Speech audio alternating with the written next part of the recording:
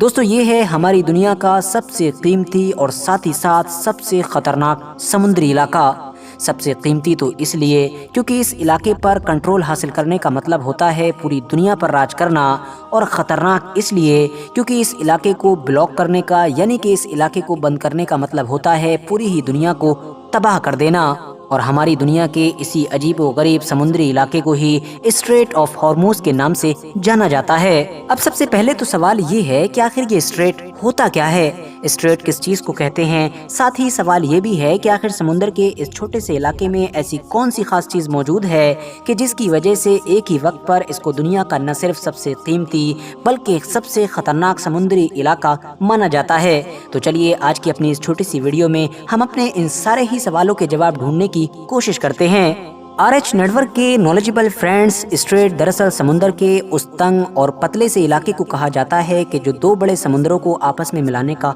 काम करता है। मिसाल के तौर पर आप लोगों ने अपने शहरों, अपने कस्बे में या फिर अपने गांव में बहुत बड़ी बड़ी नदियों को बहते हुए देखा होगा, और उन नदियों में आपने ये चीज़ नोटिस की होगी कि वैसे तो वो नदी चाहे कितनी भी बड़ी हो, कितनी भी चौड़ी हो, मगर एक जगह पर जाकर अचानक से वो नदी पतली हो जाती है और फिर आगे जाकर ही वो नदी एक बार फिर से चौड़ी हो जाती है। ऐसा ही मामला समुद्रों के साथ है। समुद्र वैसे तो भले ही हमारी इमेजिनेशन से कहीं ज़्यादा बड़े हैं, इतने ज़्यादा बड़े कि अगर आप लोग पानी के जहाज़ में बैठकर समुद्र का सफ़र करोगे तो आप लोगों को दूर दूर तक सिर्फ और सिर्फ आसमान नजर आएगा, न कोई ज़मीन का टुकड़ा, न कोई पेड़ पौधा, और न ही इस तरह की कोई दूसरी चीज़ नजर आएगी। मगर फिर भी समुद्र कहीं कहीं पर हमारे शहरों और हमारे गाँव की नदियों की तरह अचानक से तंग यानी कि पतले हो जाते हैं, और ये तब होते हैं कि जब दोनों ही तरफ से ज़मीनी इलाके समुद्र के बिल्कुल करीब आ जाते हैं। मगर फिर कुछ आगे बढ़ते ही जैसे ही वो ज़मीनी इलाके ख़त्म हो जाते हैं, समुद्र एक बार फिर से बहुत बड़ा हो जाता है,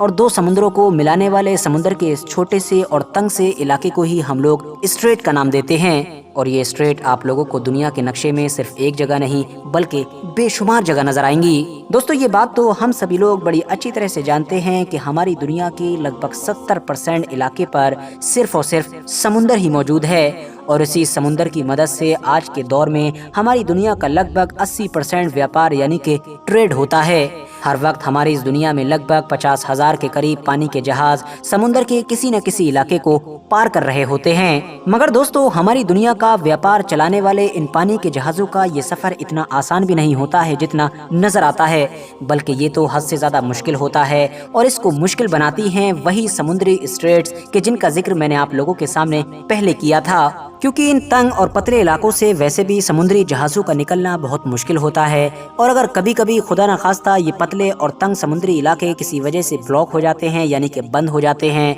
फिर तो देखते ही देखते पूरी दुनिया की इकोनॉमी को बहुत बड़ा झटका लगता है। मिसाल के तौर पर मार्च सन 2021 में जब सुएज कैनाल के अंदर एक जहाज 6 दिन के लिए फंस गया था, तो पूरी दुनिया की इकोनॉमी को सिर्फ 6 दिन के अंदर ही लगभग $10 बिलियन का नुकसान उठाना पड़ा था। दोस्तों वैसे तो हमारी इस दुनिया में बहुत सारे ही स्ट्रेट्स हैं कि जहां से हमारी इस दुनिया के समुद्री जहाजों को होकर गुजरना पड़ता है, जैसा कि पैनामा कैनाल के जो पैसिफिक ओशन और अटलांटिक ओशन के बीच ट्रेड को कंट्रोल करता है। इसके अलावा टर्किश स्ट्रेट तो आप लोगों को पता ही होगा कि जो ब्लैक सी और मेडिटेरियन सी को आपस में जोड़ता है। ये भी अक्सर चर्चाओं में रहता है, कभी रशिया यूक्रेन वॉर की वजह से, तो कभी टर्की की तरफ से बहुत सारे जहाजों को रोके जाने की वजह से। इसके अलावा केप ऑफ गुड होप जो दरअसल पूरे ही अफ्रीकन कॉन्टिनेंट के ट्रेड को कंट्रोल करता है। इसके अलावा स्ट्रेट ऑफ जिब्राल्टर जो दरअसल मेडिटेरियन सी को अटलांटिक ओशन से मिलाता है। इस स्ट्रेट से वो सारे जहाज होकर गुजरते हैं कि जो यूरोप से अमेरिका की तरफ जाते हैं या अमेरिका से यूरोप की तरफ आते हैं। इसके अलावा आखिर में एक है स्ट्रेट ऑफ मलक्का। ये दरअसल इंडियन ओशन और पैसिफिक ओशन के सारे व्यापारिक जहाज़ों को कंट्रोल करता है। मगर दोस्तों इन सारे स्ट्रेट्स में से भी कोई भी स्ट्रेट इतना ज़्यादा खतरनाक और इतना ज़्यादा कीमती नहीं है कि जितना कि वो स्ट्रेट ऑफ हॉर्मुज है कि जो ईरान के पास मौजूद है। और उसकी वजह ये है कि क्योंकि पर्शियन गल्फ में एंटर होने का यानी कि दाखिल होने का और पर्शियन गल्फ से बाहर निकलने का सिर्फ और सिर्फ यही इकलौता रास्ता है। सारे ही जहाज यहीं से निकलते हैं और फिर पूरी दुनिया में जाते हैं। और याद रहे ये वही पर्शियन गल्फ है कि जिसके साथ 8 देश अपना बॉर्डर शेयर करते हैं, जिनमें ईरान है, इराक है, कुवैत है, बहरीन है, कतर है, और साथ ही साथ UAE और ओमान जैसे देश हैं, जो दुनिया के न सिर्फ बहुत ज़्यादा अमीर बल्कि नेचुरल रिसोर्सेज से माला माल देश हैं। آج کے دور میں تیل اور گیس کی اہمیت سے کون واقف نہیں ہے؟ ہماری اس نئی دنیا میں تیل کو ہی سب سے بڑی طاقت مانا جاتا ہے۔ تیل کے بغیر تو مانو اس نئی ٹیکنیکل دنیا کو امیجن کرنا بھی ممکن نہیں لگتا ہے۔ اگر تیل اور گیسز جیسے پدارتھ نہ ہوں تو ہماری اس نئی دنیا کا پہیہ فوراً جام ہو جائے گا۔ مگر ان چیزوں کے ساتھ پریشانی کی بات یہ ہے کہ یہ دنیا کی صرف گنی چنی جگہوں پر ہی مل پاتی ہیں، اور انہی جگہوں میں سے ایک جگہ ہے مڈل ایسٹ، اور مڈل ایسٹ میں بھی خاص طور سے یہ انہی چند دیشوں کی زمین کے نیچے ہی موجود ہیں کہ جن کا نام میں نے آپ لوگوں کے سامنے پہلے ہی لیا، اور جو پرشین گلف کے ساتھ اپنا بارڈر شیئر کرتے ہیں۔ ایران، سعودی عربیہ، عراق، کویت، بحرین، قطر، UAE اور عمان جیسے دیشوں کے اگر سارے تیل کو ایک جگہ پر جوڑ لیا جائے تو یہ پوری دنیا کا 50% تیل بنتا ہے، یعنی جتنا پوری دنیا میں تیل موجود ہے اس کا 50% صرف اور صرف ان 8 دیشوں کے پاس موجود ہے۔ بات صرف یہیں پر ختم نہیں ہوتی ہے، بلکہ تیل کے ساتھ ساتھ گیس کے لیے بھی یہ علاقہ کسی خزانے سے کم نہیں سمجھا جاتا ہے۔ جس طرح سے اس چھوٹے سے علاقے میں دنیا کا 50% تیل موجود ہے، اسی طرح سے اس چھوٹے سے ہی علاقے میں دنیا کا 40% گیس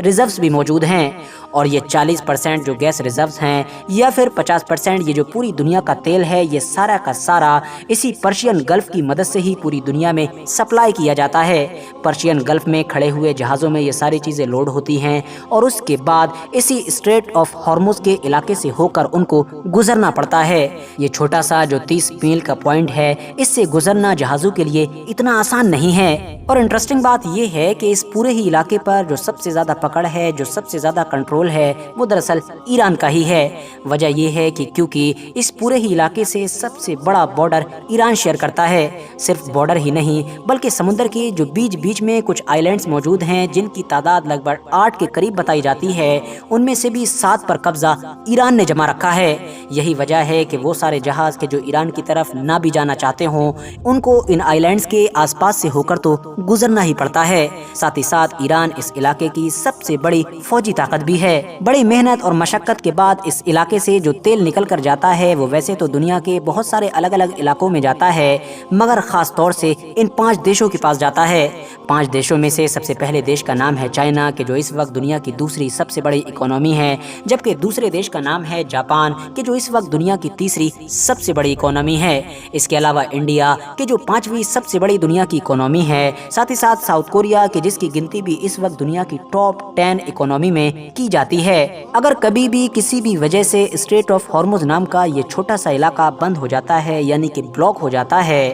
اور دنیا کی بڑی بڑی اکانومیز کے پاس تیل اور گیس جیسی چیزوں کا جانا بند ہو جاتا ہے، تو آپ لوگ سمجھ سکتے ہیں کہ پوری ہی دنیا کی اکانومی پر اس سے کیا فرق پڑے گا، کیونکہ ان سارے دیشوں کی اکانومی تو دھڑام سے گرے گی ہی، ساتھ ہی ساتھ یہ سارے گلف کنٹریز کے جو تیل بیچ رہے ہیں اور گیس بیچ رہے ہیں، ان کا بھی اچانک سے ریونیو ختم ہو جائے گا، یعنی کہ آمدنی ختم ہو جائے گی، تو کل ملا کر پوری ہی دنیا میں ایک اکنامک بھوچال آ جائے گا۔ یہی وجہ ہے کہ ہمیشہ سے ہی دنیا کی جو سپر پاورز ہیں ان کی اس علاقے پر نظر بنی رہتی ہے۔ امریکہ نے تو عراق، سعودی عربیہ، عمان، بحرین اور UAE جیسے علاقوں میں ایک یا پھر 2 نہیں بلکہ اپنے بے شمار ملٹری بیسز بنا رکھے ہیں، یعنی کہ اپنے فوجی اڈے بنا رکھے ہیں تاکہ وہ یہاں سے ایران کے اوپر نظر رکھ سکے اور یہاں سے ہونے والی جو تیل کی سپلائی ہے اس کو یقینی بنا سکے۔ دوسری طرف ایران بھی اس چھوٹے سے پوائنٹ سے ہمیشہ فائدہ اٹھانے کی کوشش کرتا ہے، اور وقت پر جب بھی کوئی میٹر ہوتا ہے تو اس کو بلاک کرنے کی دھمکی دیتا رہتا ہے۔ اگر کبھی بھی کسی وجہ سے ایران کی طرف سے اس کو بلاک کیا جاتا ہے تو اس بات میں کوئی شک نہیں ہے کہ پوری ہی دنیا میں نہ صرف ایک اکنامک بھوچال آئے گا بلکہ ساتھ ہی ساتھ ایک بڑی جنگ بھی چھڑ سکتی ہے۔ فی الحال دوستو، آج کی اپنی ویڈیو کو ہم یہیں پر ختم کرتے ہیں۔ ویڈیو پسند آنے پر نہ صرف ویڈیو کو لائک کریں بلکہ اپنے فرینڈز کے ساتھ بھی ضرور شیئر کریں، اور اسی طرح کی نالجبل اور ہسٹوریکل ویڈیوز ہمیشہ دیکھنے کے لیے ہمارے اس چینل کو سبسکرائب کرنے کے ساتھ ساتھ بیل آئیکن کو بھی ضرور پریس کریں۔